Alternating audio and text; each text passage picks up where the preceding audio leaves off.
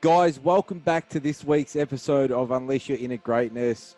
I'm super excited to introduce to you today's guest, who's one of Australia's top inspirational speakers. Trav Bell is the world's #1 bucket list expert, an inspirational TEDx speaker, and the CEO and founder of the Bucket List Training. Founder of the very unique 12-step bucket list philosophy, Trav is also a certified speaking professional, which is the highest accolade achievable within the speaking industry. Starting his career as a personal trainer and founding New Level Personal Training, Trav franchised the business to 21 studios across 3 states in a short period of time. And he's always had a passion to help people become the best version of themselves. Trav is my personal speaking coach and one of my great mentors in personal development. He's a huge giver of his time and generally wants to help people to live a happily, purposeful, regret-free life. I'm really privileged and honored to introduce to you today, Trav Bell. Trav, welcome to Unleash Your Inner Greatness. Oh, Joseph, that was the best intro ever, mate. I'm stoked to be on. G'day, listeners. G'day, watchers. Trav, I want to ground you in a great place to start with.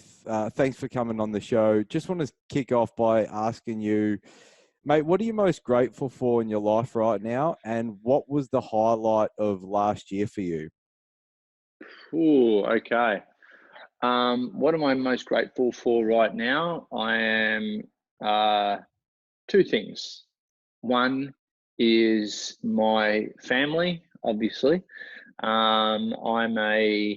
As of January 2018, I became a stepdad to 4 kids, a 22-year-old, 20-year-old, and 2 12-year-old boys, and also Tracy, my beautiful girlfriend. She may be listening somewhere, so I'll overemphasize that point. But no, I'm truly grateful for those, for these, my instant family, if you like, to come into my life and make my life a lot more full, a lot more holistic. That has been kind of, as you know, we've known each other for a long period of time, and gallivanting all around the world by yourself and doing your bucket list and everything is great. But you know what? I think it's better shared, and I get the opportunity to share those memories and experiences now with people that I truly love. That's what I'm grateful for. Absolutely, mate. And I'm also grateful for surgeons who really know their shit. I've broken my foot recently, 3 weeks ago, broke the bottom of my foot. I've been surfing my whole life and I got no idea how I did this, but the board came away from my foot, came back up into my foot, broke a bone in my foot, partially tore a ligament, very important ligament that holds all your toes together. Since then, I've had to go to the orthopedic surgeon, go and get screws put into my foot. Now I'm hobbling around in crutches. So I'm really grateful for surgeons who know their shit, and crutches and casts on legs. So there you go. Boom. There it is. We can see the cast in the video here. And there we go. There's been a few... If you're watching this at home, or if you're just listening to this, currently showing the cast to the screen. There you go. And there's a few F-bombs flying around on Trav's personal Insta stories post as well. Fuck yeah. Are we allowed to swear on this? It's a pretty open podcast. You can beep it out later.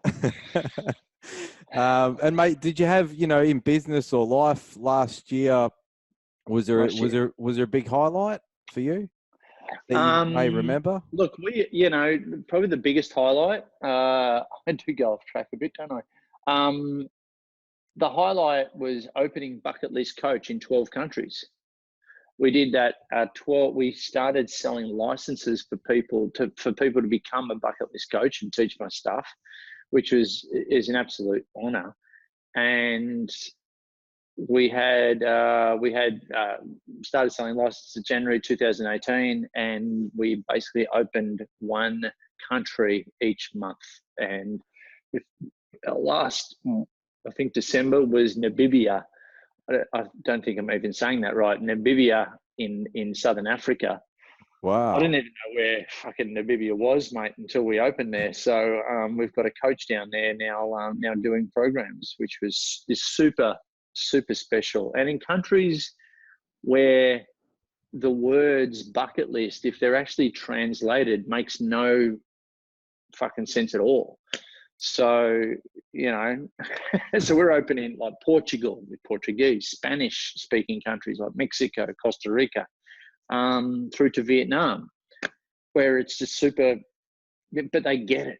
They get it. That's the most important thing. Mate, that is absolutely awesome. So what we'll do, I want it for all the listeners that don't know you, Trav, would it be all right to take us back to the start of your journey? You've got an inspiring story.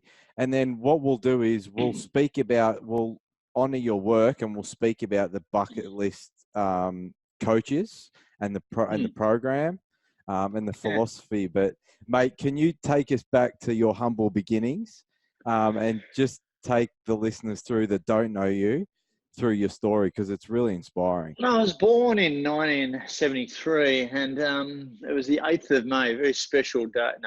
No, mate, I was a jock my whole life, and you may or may not be able to see the third level from my balcony here. That's the beach where I surf, and so I've got nice 180-degree views of the ocean. I grew up surfing that beach and doing surf lifesaving as well, swimming, surf lifesaving, surfing, just full water baby. And it was because of that I didn't do footy or soccer or cricket and no team sports, which is quite interesting why I'm an entrepreneur now. I just did all individual things. So there you go. It might be something in that. Did that, and it was a natural progression, a natural thing of mine to always be fit, always be healthy. That led me to do a human movement degree. I was going to be a kids school teacher, you know, a phys ed teacher. I got into university doing the degree. Third year university, there was this guy that came in, and his name was Tony Hewitt. And he was our strength conditioning coach for an elective that we did. And he was doing this thing called personal training. This is, you know, early 90s.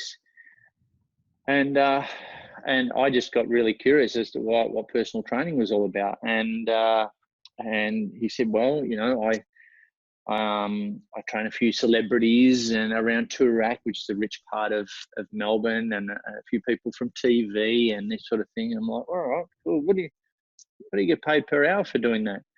Oh, about $200 an hour. And I went, that's interesting. This is pre-internet, pre-bloody Insta crack, pre-Facebook crack, you know. And I said, that's interesting, because I didn't really know what I wanted to do. And not just for the money, but for the leverage and what he actually did for people was really interesting for me. And I liked, but I didn't like the fitness industry gym scene. This was more personal for me. The personal coaching was in me from an early age. So you could help people at a higher level with, you know, kind of all areas of their life, not just health and fitness, get paid handsomely and have the rest of the day off. So digital nomad before there was even digital. So Tony said, buy this book, mate, go to this convention, subscribe to this magazine. I did everything he said. Still to this day, I'm in contact with him. And I started my personal training business in, I got my first clients. I wasn't $200 an hour. I was $25 an hour. At Footscray Swim Centre, I started personal training. And long story short, I built that up to doing 63 one-hour mobile personal training sessions in a week. Wow. Decided then I had to get employees, centralized everything with one of the first personal training studios in Australia, let alone Victoria. Set that up in Richmond. Got up to 13 personal trainers working for me, doing corporate things and conferences and blah, blah, blah. We even had a a triathlon team and all sorts of things going on, doing rehabilitation as well. We were doing TAC, which is traffic, car crash victim rehabilitation, work cover rehabilitation. We were doing all that. We're the first personal training company to be awarded those provider numbers and to be able to work with the case study managers on those. I digress.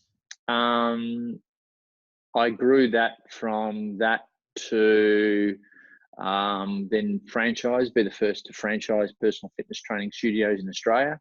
I only did that because someone said, you can't do that. And I said, fuck you, watch and learn. So I did it 1 year later. I think someone said you can't license out Bucketlist as well at some stage. May have had the same effect on me. So grew that into, at the top of it was 21 personal training studios, like you said, in 3 states in Australia. I grew it into a monster, and there was some really cancerous people within the network that I let into the network. My fault. Gave them too much of a leash to run on, and it sort of imploded in a way, and I became really bitter and lost control of myself, and I went into a state of depression as a result. There was kind of money issues and bits and pieces going on as well, as you can appreciate. I love the end product of personal training, helping people at the coalface. Which is why I kind of progressed into speaking. But then that this model just didn't suit me. So here I go again. What am I doing? So I found myself in life coaching courses, NLP courses, the positive psychology stuff. And I just got really into personal development to quote unquote help other people, but I was really helping myself. Yeah. And it was at actually one of these seminars. There's a couple of factors that moved me towards this, but one of my friends at the time said, why don't you're in these, you spent hundreds of thousands of dollars, you're in these things every weekend. I had no life. I just did personal development flat out, went to everything, spent a bunch of money. Why don't you teach this stuff, Trav? And that really helped me at the time. It helped me compartmentalize what I was going through. And, I've learned so many lessons, and you and I have had this conversation, mate. I've learned so many lessons in my life, both from business and life and people contact, that why don't I teach this stuff? So I put on a seminar, and I've got really no fear around public speaking. I just don't care.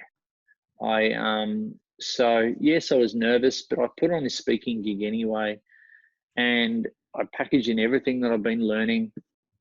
God knows I can't remember what it was called, but it was embarrassing. And it was a shit seminar. I did at the Western Bulldogs rooms in Melbourne, and I nearly had to pay people to be there. And about halfway through, I started sharing my list to do before I died. And I had one written down since I was 18. It followed me around wherever I went. And as a result, I started sharing this, and I said, who else, to the 40 odd people in the room, who else has got one of these lists to do before you die, actually written down and out of their head and written down? It's always been my compass for my benchmark to keep me on track. And it was like hands down donuts. No one had one.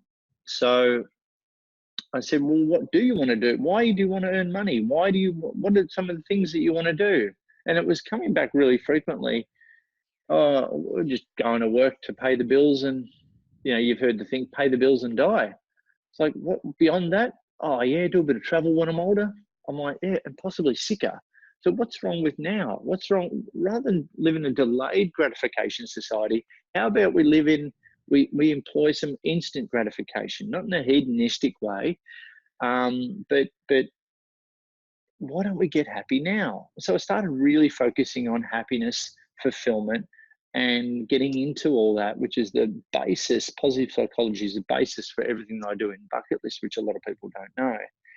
So studying positive psychology, happiness, someone at the end of the talk that I gave that night said, oh, how's all this this list to do before you die stuff. It's like a bucket list. You're like the bucket list guy. I went, light bulb moment, and went home and registered the domain, thebucketlistguy.com, and here we are. It's unreal. I've been to your event, the Bucket List Experience, I think it was called. Yeah.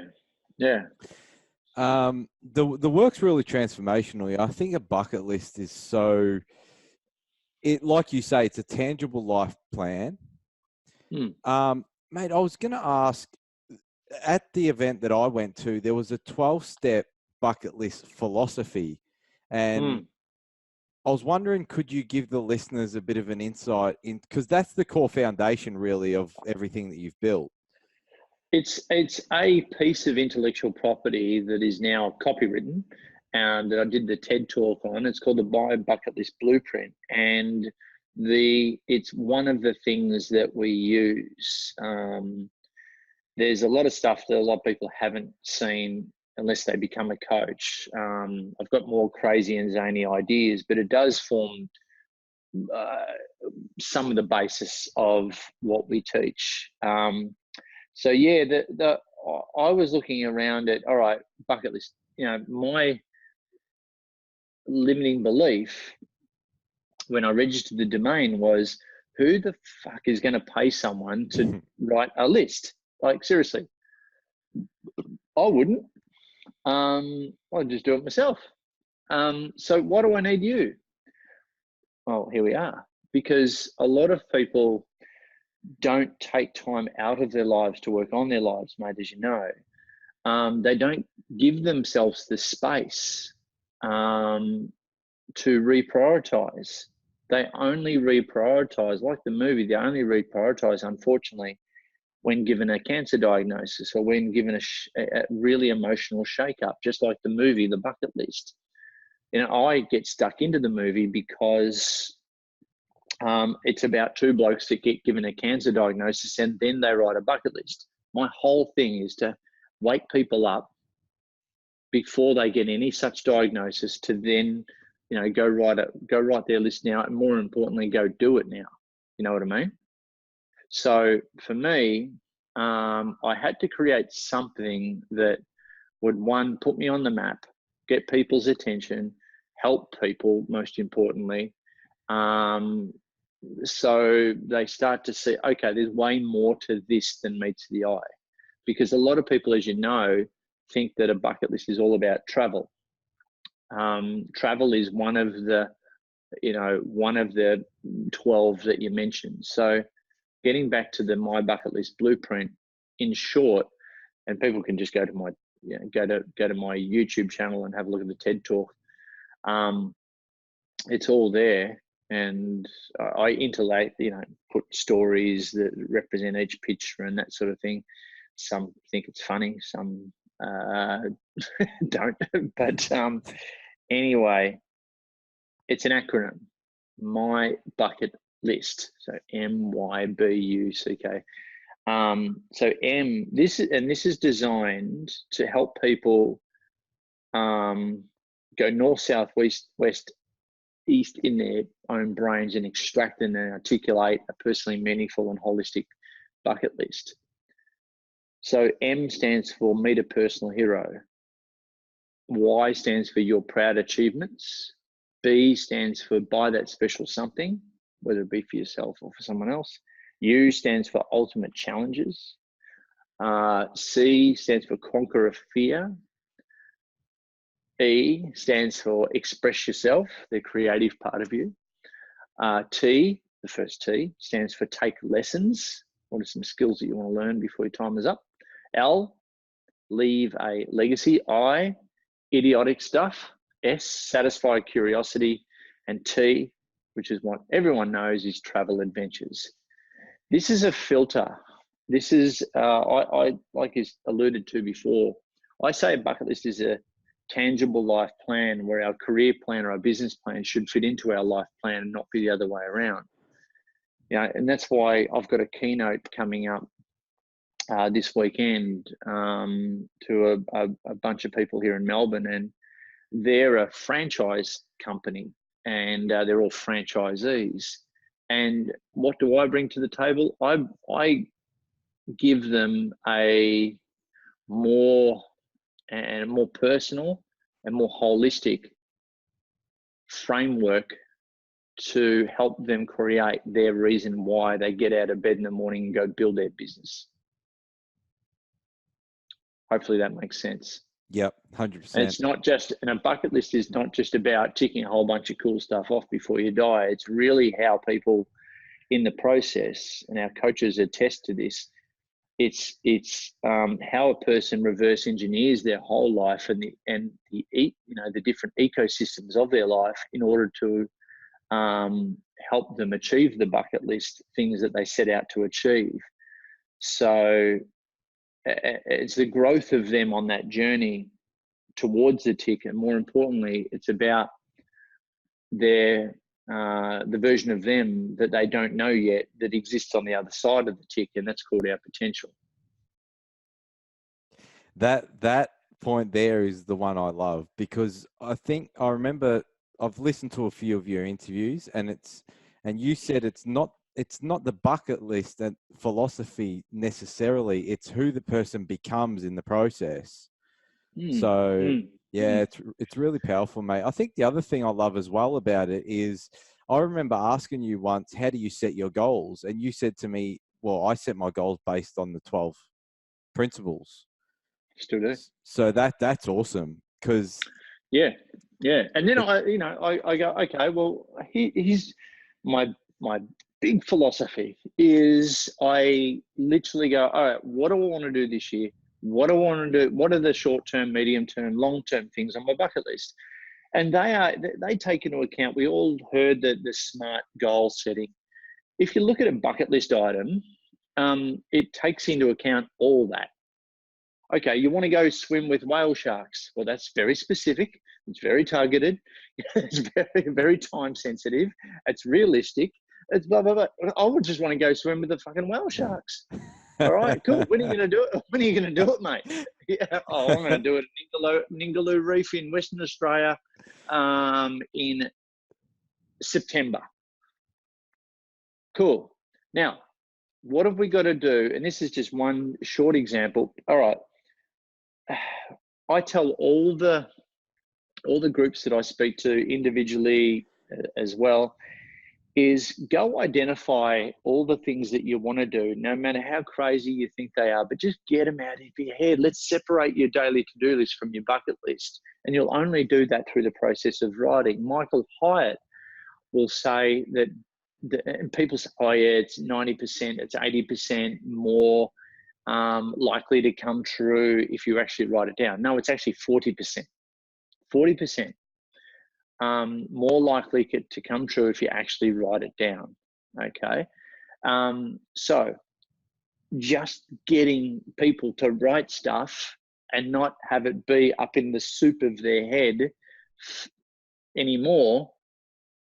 I know that I'm going to get a 40% win out of everyone, right from just writing shit down, which is cool, which is what everyone does in a seminar, let alone into action, which is where our coaches just take it a whole other level and get them into action. Where was I going with that? Oh, I just say to people, go identify all this stuff and then find a really fucking cool way to fund it and give you the time flow and the cash flow needed to go and do it. And I think the emphasis there is something that doesn't do your head in on a day-to-day basis is the most important part of that, is because 87% of people who go to work every day don't like what they do. They're what they call disengaged. They're filling up the fucking cubicle and getting up every Monday morning with like that feeling of, oh, here we go again, Monday-itis, hump day. Thank God it's Friday, that sinking feeling. I call it Sunday-itis now. Sunday-itis at 2 or 3 in the afternoon on a Sunday. It's like, oh God, here we go again. So they're all products. It's all vernacular of the matrix, mate. And there's a lot of people in that basket right around the world. So that's insane. That's fucking insane to me. So there's no wonder depression is going through the roof. No wonder suicide rates are what they are in young people. No matter, no overprescription of antidepressants, the list goes on. If this philosophy helps people see beyond their current circumstance, or I'm not telling them what to do, how to live, or anything like that. I'm just giving them another filter, another set of tools to look at their life through, another set of glasses. And as history tells me, in the stuff that I've done over the last 9 odd years of being the bucket list guy, it certainly gives people another perspective, and it's helped people change what they do so they do live a happier, more fulfilled, more meaningful, and more purposeful life. At the end of the day, that's what it's all about for me, is helping people be happier. I could have been the happy guy instead of the bucket list guy. Yeah, I went with the bucket list guy. I think the happy guy was not as ballsy. Let's just say that. There's another way of saying that, but I won't say it. I was going to say, speaking of ballsy, you've challenged yourself to a lot of different things. Anywhere from being painted, was it painted in the nude? I was the subject for an art class, Joseph. It was very above board, and I was a nude model for an art class. There was no sexual innuendo. It was all in my mind, and it was all well and good. I was going all right, doing my poses with the junk out in front of 15 people. And then the story goes, and then a younger, hotter girl walked in the room who was also a nude model, turned up that night. I had no idea. And I'm like, oh, fuck, here we go. So I no word of a lie, and she was the other nude. I didn't get told about this on the night that I did it. So she turned up, sat next to me, I took her stuff off. She was good to look at, pretty hot, and I like women. And and she sat down next to me on the sofa that I was on, and I'm like, let's just say, you and I, we've done a lot of personal development, we've done a lot of self-help, we've read a lot of books, podcasts, etc., etc. And let's just say I had to channel all that psychology to talk it down, if you know what I mean. Oh, it's brilliant. I love that story so much. That was pardon the pun, but it was the hardest half an hour of my life. It's so good. I think where I want to go from that story is obviously that you. I've climbed Kilimanjaro and all that sort of shit, but yeah, blah blah blah. Yeah, obviously you overcome a fear, right?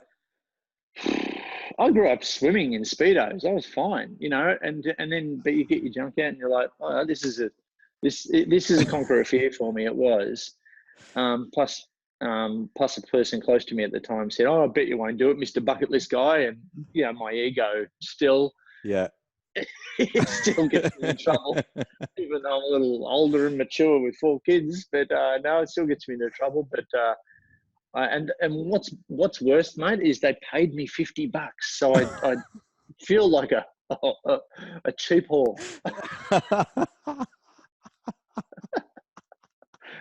Get your clothes off, $50, champ. 15 minutes of fame, mate. I was gonna say, you've done an Ironman, you've climbed some of the biggest mountains in the world. What's been the one thing that's helped you overcome fear? You're a speaker as well. You speak on world stages. I feel fear is something that holds us back from living that bucket list. What's your practical advice for people to overcome it? Or deal with it? It's also money and time, realistic resource constraints. People don't have a lot of people don't have the flexibility of other people, and that has to be taken into account. And it takes a bit of money. You know, there's one of the reasons why I became the bucket list guy is like, all right, as a speaker, I love serving people, and really as a speaker, we get to coach one to many. So, and I got into speaking early, because I, one, loved helping people from at that level, but two, they're going to pay me to fly business class all around the world to rock up, do an hour talk, get paid some great money, and the equivalent to what a normal person would get paid in a month. So I'm like, I like that. And so it serves, so I can go do a talk and then go and do a heap of bucket listing while I'm there. Yep.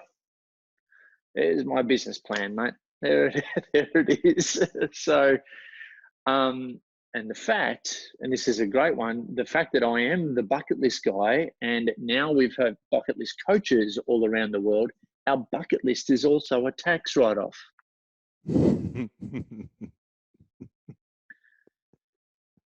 Not as dumb as you look, Trav. So the point being, I don't say it's not a matter of resources, it's a matter of resourcefulness. You've heard me say this, time and time again, mate. It really is. There's a creative way that I'd like, if we had more time, I'd love to share, but there's a realistic, creative way to cross these things off our bucket lists that a lot of us aren't aware of, or we just don't trust ourselves enough to go after. And that has to be recognized. Fear is definitely one thing that gets in people's way. I just think if I got to 80 years old, which is the average age of death, let's say, and I didn't do this now, and if I didn't do this now, how would I feel then? Yeah, that's a good point. And mate, God, if I didn't publish that book, if I didn't climb that mountain and see that sunset for the first time over Africa, if I didn't get to base camp, if I didn't do that Ironman, it would gnaw at me for the rest of my life. It would be like always on my shoulder. Why didn't you do it? Why didn't you do it? Why didn't you do it? And that's just, this sense of urgency is something I've always had, and that sense of urgency makes me get up in the morning still to this day with broken leg and not being able to travel and all this other. It's like the thing that drives me, has always driven me. It's my reason why is just as much as my participants. And obviously you've heard it said time and time again, it's probably a back tattoo, lower back tattoo. When the why is strong enough, the how will work itself out. People have got to want to do it. Sure, there's fearful stuff on you. For you and I take it for granted, and a lot of people, especially in America, are fearful of traveling. Believe it or not, and just going to another country. And that's upbringing. That's all sorts of different things that come into that. Or watching the news too much. Maybe that is a big part of it. Could be part. But yeah, feel the fear and do it anyway. Susan Jeffries' book. Don't have to read it. Just read the front cover to get the message of that one. Feel the fear and go do it anyway. Because on the other side of that experience, on the other side of that fear, is a you that you don't even know yet. And I can tell you what, that you is waiting for you to catch up, to get your shit together and go and join them. On the other side of fear is, what was it? On the other side of fear is you that you don't even know that. It's so powerful, mate. On the other side of fear is a you that you don't know yet. And on the other side of your bucket list is a you that you don't know yet. It's so powerful, buddy. Great takeaways there, Trav. These are good quotes. I should be writing these quotes down and making a fucking post out of it or something. We'll tweet one of those out. We'll put those in the show notes. I was going to say, Trav, I remember there was a great story that you said in one of your seminars about your father and how that articulates the whole story of the bucket list philosophy. Would it be all right to let the listeners know a little bit about that? Yeah, for sure, man. Yeah, it's kind of simple. This is really early on. I think just after I became the bucket list guy. And mind you, I've had a list to do since I was 18, and on that list to do before I die was to do a big hike with my dad. I'm adopted. Growing up, he and I were friendly, but not mates. You know, he is a worker's worker, you know, a diesel mechanic in the same job since he was 17 until retirement, which is a rarity these days. Very, very good at what he does, but he's a mechanic, MUA, here to stay, very big union guy. Me, his adopted son, a serial entrepreneur, someone that doesn't sit still, can't handle routine too much, can't handle working for anyone too much. And I thought, no, I've got to, you know, to live a regret-free life, we've got to become closer and we've got to become more connected with those around us, those that we love. And I've always looked up to Dad, and he's always been a strong man, you know, in my life, and he's a man's man that doesn't show a lot of emotion. Me, the Notebook was on the other night. I cry like a little girl right from the fucking start. But I digress. I put on my list to do a hike with Dad. So the opportunity came up where Dad, we grew up doing a lot of bushwalking, trekking, hiking, and through the Surf Lifesaving Club that we're involved in. And the opportunity came up to do the Great South Coast track of Tassie, where we found ourselves in a light aircraft, Dad, myself, and his two best mates. And the website said carry 8 to 15 days worth of food, because plane would go into a place called Melaleuca.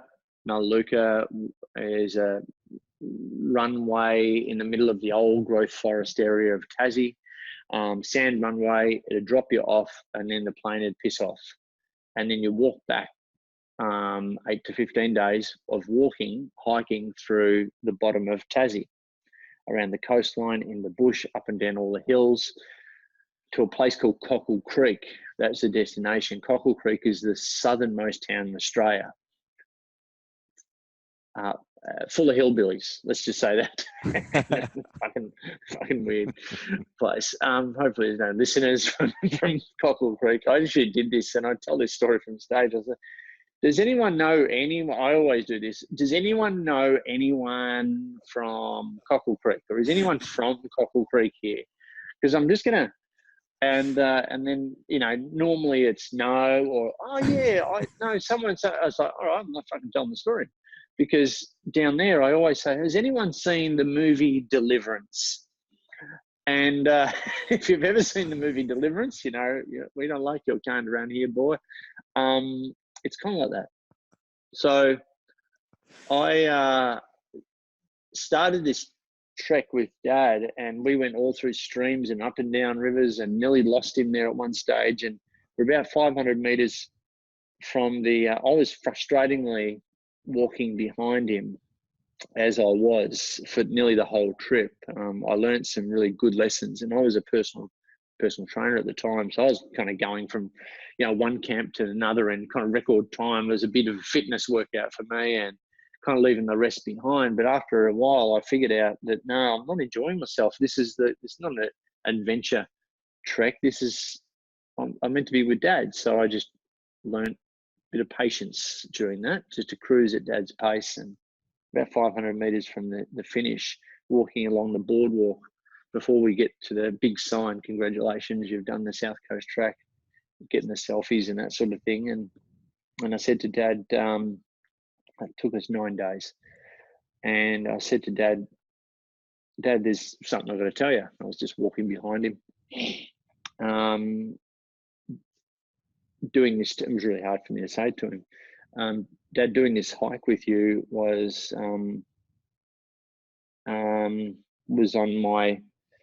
has been really special. It's been on my bucket list. for the last few years. And then Dad's gone, yeah, all right. And in what I thought was going to be a big father-son kind of moment of him turning around and hugging me, oh, I love you too, and a big movie kind of moment. None of that. Dad just went, yep, okay, and kept walking. And I'm like at the back going, you know, where are you? And then we did the selfies, we had some lunch, and at the end of it, after lunch, he's gone, Trav, what's with the bucket list? What's a bucket list, mate? And I got no idea. I said, mate, well, it's all the shit you want to do before you die. And then he showed a side of me I've never seen him before, and with a tear in his eye, and he said, I'm glad you put this on there because this has been really fucking special. And still to this day, I'll get emotional. And still no hug or high five or anything. It was just, yeah, that's all I needed to say. Yeah, it was a good moment. And then we got on the bus, go back to Hobart, and he said, you see the wheels turning, and he's gone, Trav, what else is on this bucket list of yours? And I said, I'll get back to you, mate. And then 6 months later, a friend of mine gave me a call and said, we're going to Tibet. We're going to Mount Everest. I'm like, oh, easy, Grant. Take it easy. I'm a surfer, not a mountaineer yet. No, you can go to base camp through Tibet, and then you go to advanced base camp. You can walk up there. It's 6,500 meters, the highest place in the world that you can trek without putting on the crampons and getting out the ice axes and this sort of thing. I'm going to Camp 1. He was actually a mountaineer, and the tour was to be with 13 summiters. So long story short, Dad, 6 months later, we're going to Mount Everest. We're going to Mount Everest through Tibet. Trav, where the fuck's Tibet? I said, well, it's part of China. It's, all this. And anyway, we went there. And since then, we've done Kokoda together. We've done Mount Kilimanjaro together. That actually nearly killed him. We've done Machu Picchu on my 40th birthday, and went did the Inca Trail. Took a bunch of bucket listers with us, and and touch wood, many adventures to come. I don't think after Kilimanjaro a couple of years ago, he said no more fucking mountains, Trav. That nearly killed him. So I think we might be doing a kayak or something together. But now we're best mates. The point of the whole story, mate, is a bucket list isn't about you. It's about how you can connect people. It's about how you can really light up the world for other people and pay it forward. And hence why we've got the kind acts for others, leave a legacy, and all that sort of thing. That story alone has brought people together. I've had people leave my seminars and reconnect with their dads. I've had kids, teenagers at schools reconnect with their parents in a whole different way, so that they don't have regrets as well. So that story alone is, I'd like to think, has really changed some lives. And there's a lot more to it, obviously. That's unreal, mate. And I hope the listeners are inspired to reconnect maybe with someone that they haven't been, speaking to, maybe a parent or a friend. That'll be an awesome takeaway. So thanks for that, Trav. Mate, I've got a few rapid fire questions and then one last question for you, if that's all right. Yep. Mate, what's one thing that people can do to live a happier life? Oh, look, I'm always going to say start writing a bucket list like now. Obviously, this is no plug. I honestly believe in what I practice, what I preach. I believe in what I preach, and find out. Here's a challenge. Find out what's on your families, what's on your partner's bucket list as well. Compare notes, and try and enable theirs. See what you can do for them. How can you make theirs happen faster? In turn, you'll make yours come faster as well. That's awesome, mate. And what's one thing that people can do to live a more purposeful life, Trav? I'm gonna run the filter again, mate. Look, I think that let's go with more purpose. So I think the holy grail is to be getting this work-life balance thing into more of a work-life blend. Balance is bullshit. Blend is better. I think that if you are not happy, and do a realistic stock take of your happiness on a day-to-day basis with your vocation. If you are not happy, then suck it up and honestly fucking do something, like change. The average amount of changes a person goes through now with their employment is 14 times in their working life. So people change jobs apparently 14 times in their working life now, as opposed to 5 years ago, it was 7. 87% of people aren't happy with what they do. If you are not on purpose, go find that thing that you love to do. There is a way to monetize it, honestly. It's a hard road, but it'll only be paved out. The path will only become clearer if you go put your blinkers on and go do it, and go do it, and go do it, and go do it. And that's it. Don't be one of these people that try something for a year and then opt out because it's just too hard. I think that is the most bullshit excuse. People don't have not just in this day and age, not a Gen Y or a millennial thing either, just people are soft. And people need to just stay the fucking course. But first find the course that you want to stay on. Find the course. Thanks, mate. It's the holy grail. If you can make money, it's not just about making money, it's about lighting you up. But I think we live in an age of this work-life blend, as I call it. Monetizing your passion, whatever that may be, there is a market out there for you. And they're just waiting for you to show up and give you their expertness, be that thought leader. And Trav, what's one thing that people can do to live a regret-free life? Start on your bucket list today. As soon as doing this, go watch my TED Talk if you have to, watch some other stuff online, but get inspired and go tick something off as soon as you possibly can. Go tick something off as soon as you possibly can that doesn't require a lot of time and money. Mate, last question, Trav. Thanks so much. You always Pleasure. Absolutely inspire me. Last question, Trav. If today was your last day and I gave you a piece of paper and a pen and you had one thing that you could write to inspire future generations to believe in their inner greatness, what would you write on that piece of paper, Trav? Go live your bucket list now because you're going to die soon. Perfect, mate. It's so inspiring. I want to acknowledge you, buddy. I know you're writing a book as well. Can we mention, are we able to give any preview as to what that's going to be so we can link it in the show notes? I'd love to tell you the title, but I'll have to kill you. But look, the best way. How do people find out, or how can we best? Look, it's really easy. Look, people can connect with me obviously on the socials, Instagram, Facebook, LinkedIn, whatever your drug of choice is, kids. And if you're like me, have them all. But most importantly, go through to the website, thebucketlistguy.com. We are in frequent, and it's going to get even more frequent with the conversations. With the announcements. My database is becoming more and more sacred to my world, and I like to release stuff to them before the rest of the world kind of knows about it. So for those that are keen on getting an early copy of the book, and there'll be other stuff that you'll get as being a first mover on that.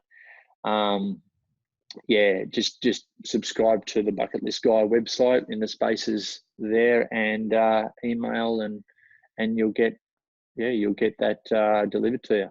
We'll put the link to maybe the bucket list plan. We'll put the link in there so that they can subscribe, and then you can hopefully they can buy. Well, you guys listening in should definitely support Trav's book because he's absolutely amazing. Yeah. Not about the book. And obviously, if anyone wants to become a bucket list coach as well after seeing the stuff and getting in my world, then feel free to inquire as well. Yep, because that's a way that we're going to help Trav to further inspire other people to live a regret-free life. So, Trav, mate, thank you so much. Just from my personal self, I want to acknowledge you as a great mentor. You've inspired me to live my purpose, to continue pushing forward in what I do. Thanks for being a great supporter of my journey. And I just want to really say thanks very much for coming on the show. My pleasure, mate. Enjoy sunny London. So, guys, there you have it. Trav Bell, what an incredible chat, full of laughter, fun, and stories. Guys, you know what time it is. It's time to go out there and unleash your inner greatness.